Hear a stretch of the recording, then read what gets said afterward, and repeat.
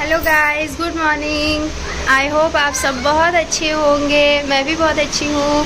आज हम जा रहे हैं अविका के स्कूल, मिस्सू के स्कूल। आज मिस्सू के स्कूल में पेरेंट्स मीटिंग है। ये देखिए गाइस, मिस्का मेरी रेडी हो चुकी है।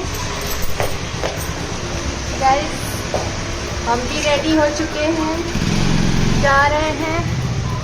मिस्सू ये देखिए गाइस, मिस्का बैठी हुई है। इनको ये ड्रेस अच्छी नहीं लग रही है, बोल रही है मुझे अच्छी नहीं लग रही है ये ड्रेस। गाइस मिलते हैं आपसे स्कूल में, बाय।